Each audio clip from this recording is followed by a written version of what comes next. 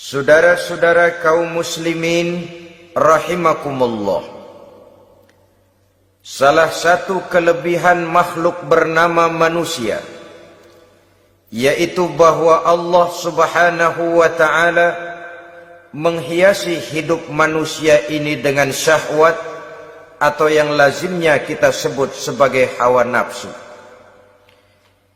Inilah tenaga yang merupakan daya dorong yang melahirkan dinamika dalam kehidupan manusia, yang menyebabkan terus-menerus terjadinya perkembangan dalam sejarah peradaban dan kehidupan manusia.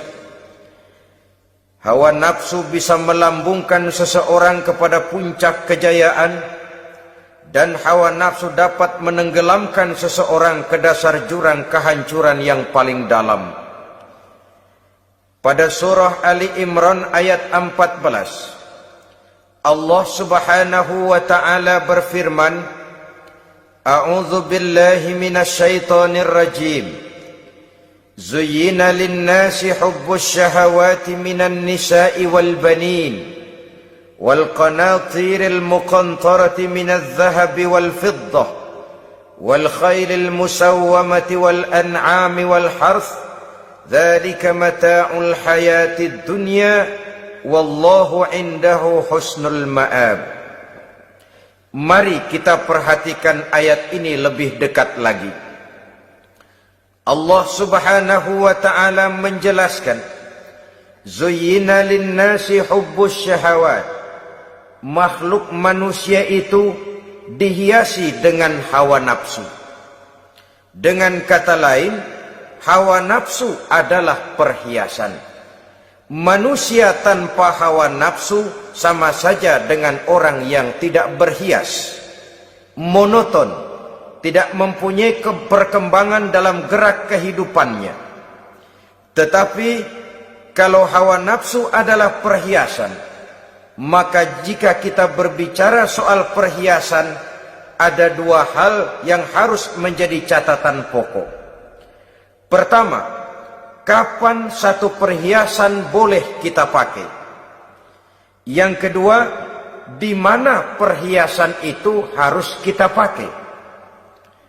Kalau saudara berdandan rapi, pakai sepatu dengan kaos kaki, celana, jas, pakai dasi segala macam, tapi itu saudara lakukan pada saat saudara akan pergi ke WC, maka saudara sudah memakai perhiasan tidak pada waktu yang tepat. Begitupun sebaliknya, kalau jam tangan saudara pakai di kaki, kopiah saudara pasang di kaki, lalu sepatu naik ke atas jidat, maka saudara memakai perhiasan tidak pada tempatnya yang tepat. Demikian juga sifat yang bernama nafsu. Kapan dia boleh diperturutkan, di mana dia boleh disalurkan, adalah tugas daripada agama untuk mengatur syahwat atau hawa nafsu. Lihatlah kehidupan malaikat. Malaikat makhluk yang diciptakan Allah tanpa hawa nafsu. Maka kehidupan malaikat monoton. Malaikat tidak mempunyai peradaban dan kebudayaan. Malaikat adalah makhluk yang secara instinktif diciptakan untuk berbakti, tidak punya alternatif atau pilihan lain. Saudara lihat, ada malaikat yang sejak diciptakan diperintahkan untuk sujud, sujud saja sampai sekarang, enggak bangun-bangun. Ada malaikat yang sejak diciptakan diperintahkan untuk tasbih, tasbih saja, yang lain tidak. Ada malaikat yang sejak diciptakan diperintahkan mencabut nyawa, nyawa saja urusannya, yang lain tidak. Pekerjaannya monoton, tetapi memang karena tidak ada hawa nafsu, tidak ada kecenderungan malaikat untuk nyeleweng. Belum pernah kita dengar misalnya ada malaikat Jibril korupsi ayat. Ini kelihatannya ayat bagus ini, nggak usah disampaikan kepada bawahan Muhammad, dipakai sendiri saja. Tidak. Kita belum pernah dengar malaikat maut keliru mencabut nyawa orang yang belum waktunya modar. Belum pernah. Malaikat itu ibadun mukramun la ya'sunallaha fima amarahum wa yaf'aluna ma yu'marun. Maka kehidupan malaikat adalah monoton. Dinamika tidak ada, peradaban dan kebudayaan juga tidak ada. Andai kata bumi dan seluruh isinya diserahkan kepada malaikat untuk mengisinya, barangkali saudara tidak akan pernah kenal jembatan Semanggi, saudara tidak akan pernah kenal Monas, gedung-gedung bertingkat, gedung-gedung pencakar langit. Semua yang menggerakkan itu adalah karena manusia mempunyai hawa nafsu. Nah, kemudian pada kalimat berikutnya Allah memberikan rincian.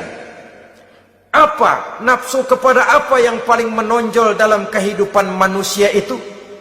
Pertama, minan nisa, hawa nafsu kepada perempuan. Ini tentu yang ditujukan laki-laki. Dimanapun saja makhluk bernama laki-laki, kalau dia normal, tidak impoten, mesti suka kepada perempuan.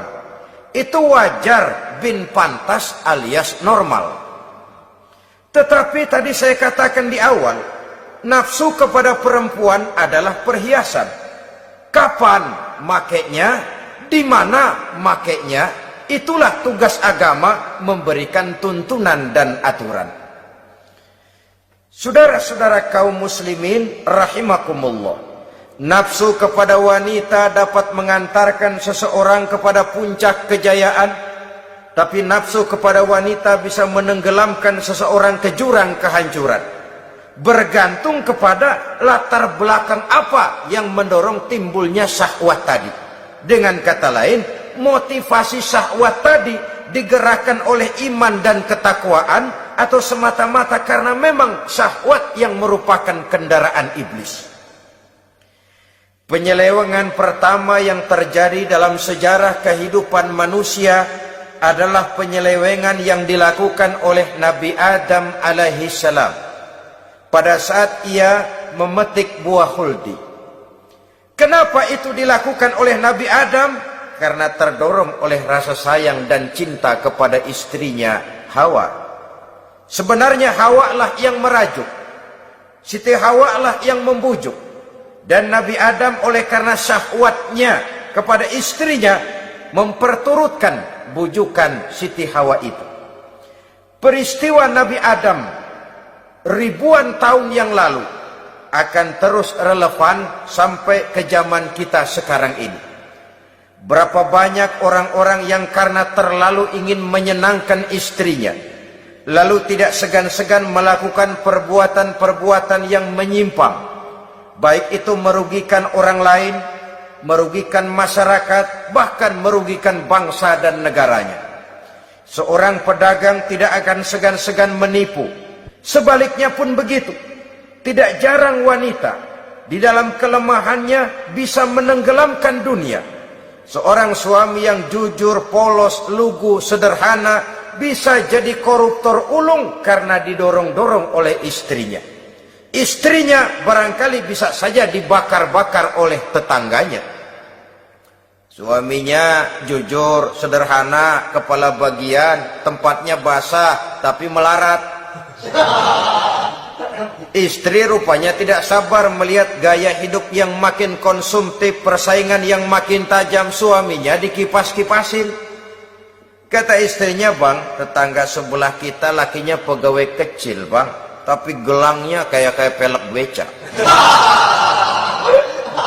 Abang ini kepala bagian tidak bisa membelikan saya macam itu, percuma lah." Kata suaminya, "Ya bagaimana, Bu, gaji saya cuma segitu-gitunya. Ya namanya kepala bagian, apaan, kayak sabet dulu." Kalau sudah berpikir ke arah ini, artinya sudah ngipasi suaminya untuk melakukan tindakan yang tidak wajar. Saudara-saudara kaum muslimin rahimakumullah, sejak zaman klasik sampai kepada zaman kita sekarang ini, kita melihat kecenderungan syahwat kepada wanita ini. Julius Kaisar yang katanya gagah perkasa ternyata tunduk di bawah kaki Cleopatra. Napoleon Bonaparte, the Lion of Europe, singa daratan Eropa, luas kekuasaannya, gagah perkasa tentaranya, kepada siapa dia tunduk? Ke bawah kakinya Margaret Josephine. Demikianlah di zaman kita sekarang, kita melihat di Jepang, betapa Perdana Menteri Uno didesak mengundurkan diri dari jabatan Perdana Menterinya oleh karena terlibat skandal dengan geisha. Kita juga melihat di Amerika, betapa Senator Gary Hart dari Partai Demokrat yang masih muda, jenius, diharapkan masa depan Amerika lahir dari tangannya, terpaksa mengundurkan diri dari calon presiden oleh karena terlibat skandal dengan Donna Rice. Kita juga menyaksikan betapa parlemen dan kabinet di Inggris sempat geger oleh karena skandal Pamela Bordes, pelacur kelas kakap yang melanglang buana mencari sasaran-sasaran kakap. Ini adalah kisah kejatuhan yang diakibatkan oleh hubbus syahawat minan nisa. Oleh karenanya benar jika Nabi kita menyatakan an-nisa'u imadul bilad, wanita adalah tiang negara. Jikalau baik wanita, baik negara. Jikalau rusak wanita, hancur negara. Kalau syahwat kepada wanita cuma semata-mata karena syahwat, maka seorang laki-laki akan memandang wanita cuma sekedar alat pemuas hawa nafsu. Nilainya rendah. Sedangkan agama kita mengajarkan ma akraman nisaa illa karimun wa ma ahanan nisaa illa laimun, kata Nabi. Tidak akan menghormati kaum wanita kecuali orang-orang yang terhormat, dan tidak akan merendahkan derajat kaum wanita kecuali memang orang-orang yang rendah moralnya.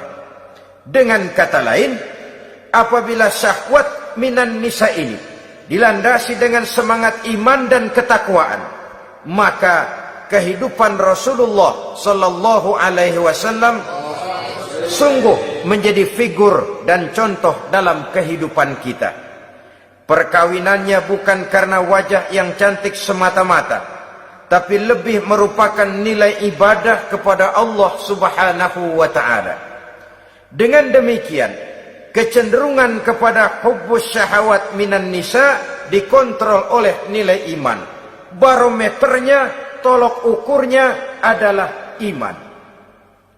Di zaman sekarang banyak kasus kawin campur yang pada akhirnya akan membingungkan kita sendiri.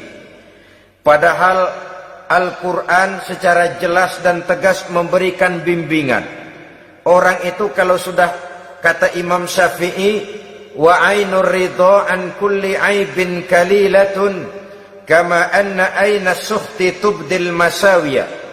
Mata kalau dibalut cinta dia buta terhadap nista, tapi mata kalau dibalut benci hanya melihat yang keji-keji saja.